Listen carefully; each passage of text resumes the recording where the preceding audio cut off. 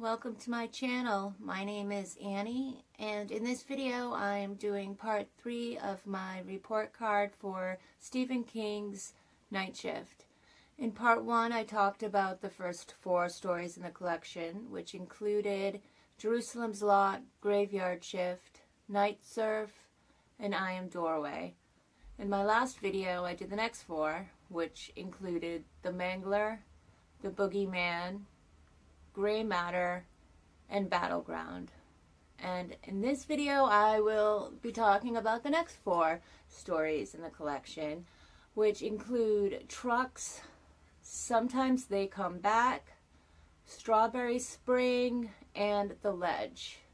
Now, as I mentioned before in my other videos, that there are 20 excuse me, there are 20 stories in this collection, so to save time and to be able to talk about each story, I decided to make 5 videos, and I will be talking about 4 stories from the collection in each video. So this is part 3, and I hope you like it.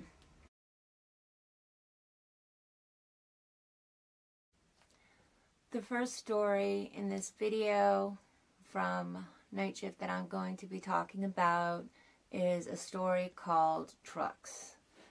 Now, I've mentioned before in my other videos that I tend to forget things and I get nervous and things slip my mind. So I like to write down quick summaries after I read each story so that I remember everything. So to make it easier on everybody, I'm just going to read what I wrote for Trucks. But I will say that this story really surprised me. I honestly thought it might be kind of dumb with the name Trucks. And I had an idea of what it was about. And I thought it was going to be stupid, but it actually really scared me. So I actually liked it a lot more than I thought I was going to. And I was pleasantly surprised. But anyway, I'm going to read what I have for Trucks. This is like the summary or whatnot. A small group of people, including the narrator, a counterman, a trucker, a teenage couple, and a salesman, are all trapped inside of an old truck stop diner, as all the trucks and semi-trailers have come to life by some unknown evil force. These trucks are not nice, and they are after blood. The group watches out the window in horror as these big trucks have brutally killed several people. As they watch, more and more trucks arrive, driving in circles, just waiting to kill. With limited supplies for survival, the group is trapped with no way out and nowhere to hide. The group of trucks outside keeps getting larger as more and more trucks arrive at the truck stop. Matters get even more dire when the power goes out, meaning whatever food they have will go bad before long. The salesman cracks under the pressure and tries fleeing across the parking lot, only to be pushed into the drainage ditch by one of the big trucks, taking hours to die a slow, agonizing death. A tiny glimmer of hope arrives when they realize the trucks are running out of gas. But that hope does not last long when they hear the trucks honking their horns in Morse code, demanding the humans pump gas, and they will be spared. And the narrator thinks that they should do what the trucks want, but the group thinks that they should just wait for them to run out of gas. And I'm not going to say what happens because I do want you to read it. But it was really good. It made you think, because I'm weird and I think weird things. And I don't know if you've ever seen faces in cars with their headlights and their grills, but I'm weird and I have. And you read a story like that, it kind of gets you thinking weird things. Anyway, I really enjoyed it. I think it's worth the read. It surprised me. And I think Stephen King is always good, but that story, I kind of thought it might be a little dumb, but it was not. So I would give Trucks an A- in my Stephen King Night Shift report card.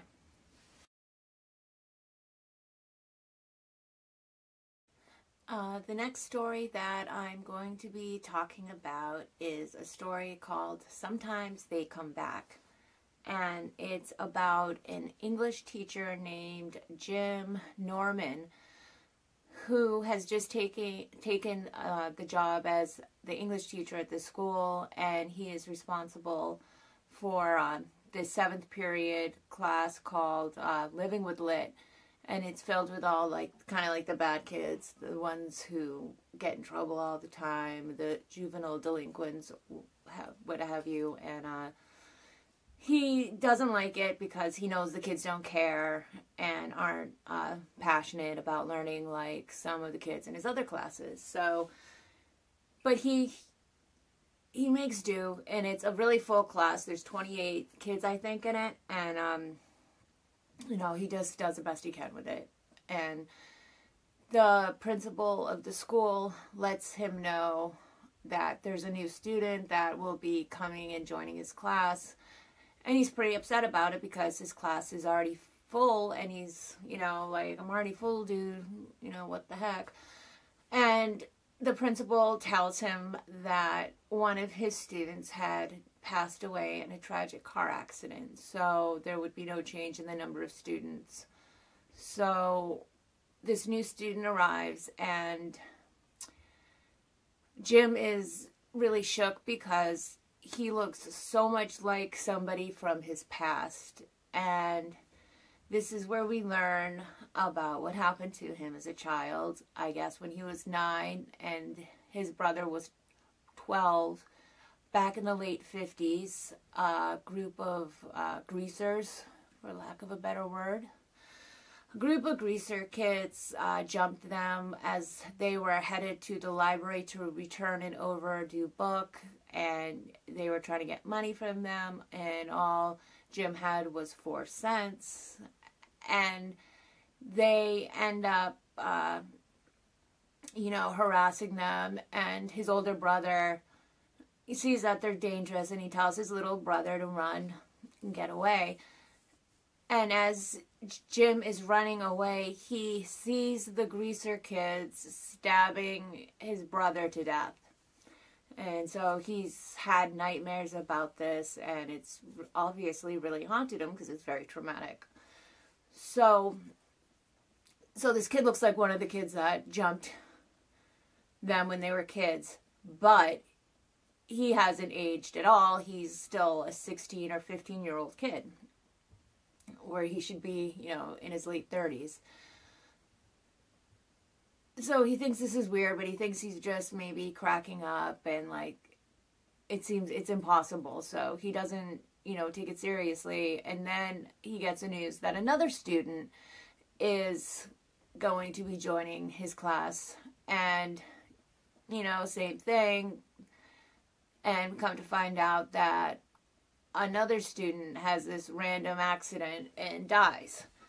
So there's an opening, and the kid, of course, looks like one of the group of greaser kids that killed his brother. So you see where this is going, and this happens again. So all 3 kids that jumped them and killed his brother have come back because they have unfinished business with Jim, and Jim ends up getting a book on the occult and decides to try to, I guess, bring them back to hell or something. I'm not sure what he was thinking, but I'm going to leave it at that so you can read Sometimes They Come Back to find out what Jim does, and does he get rid of these ghosts from the past,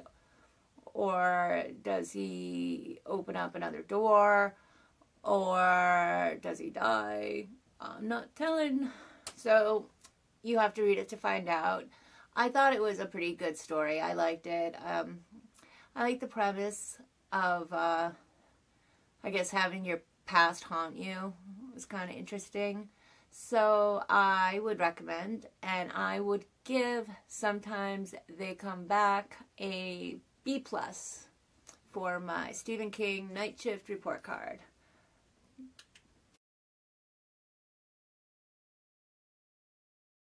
The next story that I will be talking about from this collection is a story called Strawberry Spring.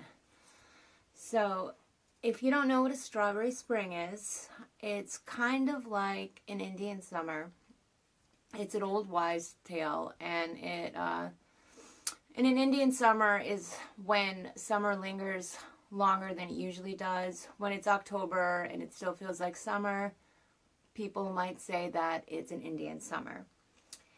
And in a strawberry spring, it's when there's like a fall spring where the temperatures get warmer, the ice and snow is melting, little signs of spring are showing up, people are getting spring fever. And it's usually short-lived, like a couple weeks, and winter ends up coming back full force, disappointing everyone, of course. So the story is about this narrator who recalls when he was in college, there was a strawberry spring. And during this strawberry spring, a maniac killer was on the loose on the campus that he went to school at. And the killer was referred to as Spring-Heeled Jack. And he would attack at night and hide behind shadows and whatnot. And so the narrator is just recalling this time and how everyone was so on edge and so suspicious of everyone else because they didn't know who the identity of Spring-Heeled Jack was. And he tells how quickly this strawberry spring came out of nowhere. It was kind of like how quickly this Spring-Heeled Jack came about. And he would recall how he would get these really bad headaches, and he would like to go out for long walks at night to get, fresh air to clear his head, and how he was attracted to the shadows. And, he's just recalling this time in his life. And, he brings it back to the present time. And he's on his way home from work, and his wife is very, very upset with him and is accusing him of being with another woman. And he doesn't understand what happened last night because he feels like he blacked out. And he has this fear of looking in his trunk, and he's driving home and he's not sure what happened the night before. Was he with another woman? He thinks he might have been, but he can't recall. And that's kind of where I'm going to leave it. I don't want to spoil the story for you. It was a really short story. I don't think it was bad. I liked it. I didn't love it, but I liked it. It was kind of like, at the end. So I liked it. I thought it was a good read. I'd recommend it. I would give it on my Stephen King Night Shift report card a B-.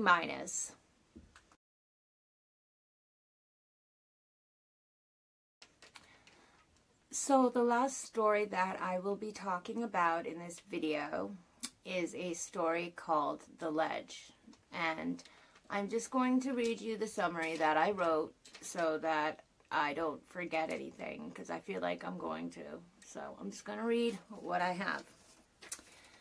So I wrote, Stan Norris, a tennis instructor, has fallen in love with a married woman. Unfortunately, her husband, a man named Kressner, is a powerful crime boss.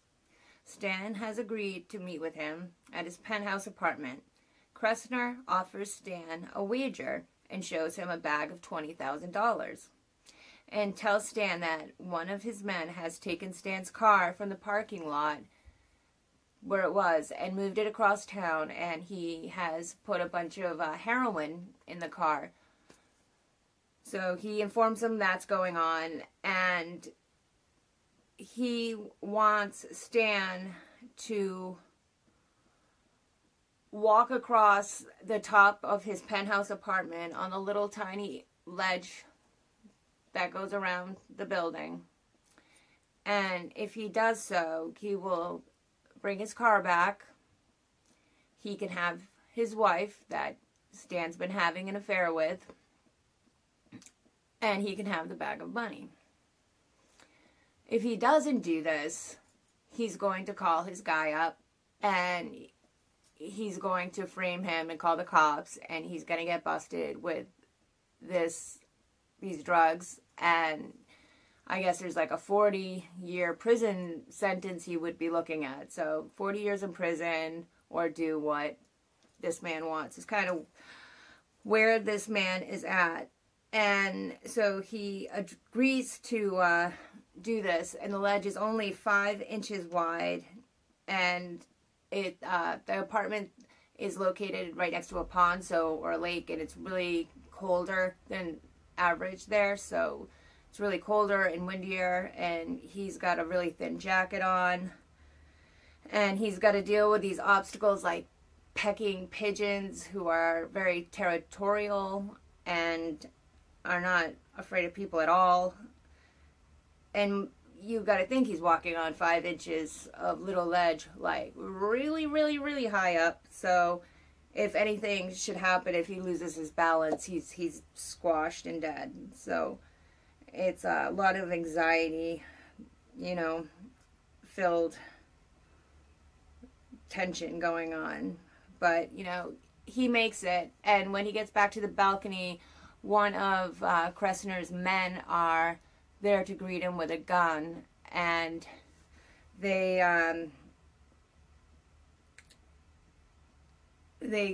tells them, good for you that you did this. The drugs have been moved. Your car's down on the thing, and you can have my wife too. A promise is a promise, right? You can pick her up at the city morgue. She's there waiting for you.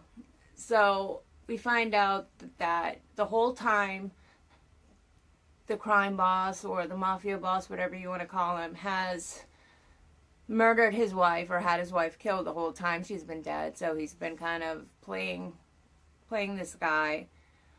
And, the guy kind of loses his shit and freaks out. And I'm going to leave it there because what he does is really brilliant. And it was a really good, ending. I liked it a lot. I just thought it was a really good ending. I was pleased with it. I liked it. I would recommend this story. It was good. And I would give it on my Stephen King report card an A-. So that's it for my part 3 on my report card on Stephen King's Night Shift. I really hope you liked this video, and please stay tuned for part 4, where I will continue to talk about the following 4 stories in this collection. Thank you, and I will see you next time.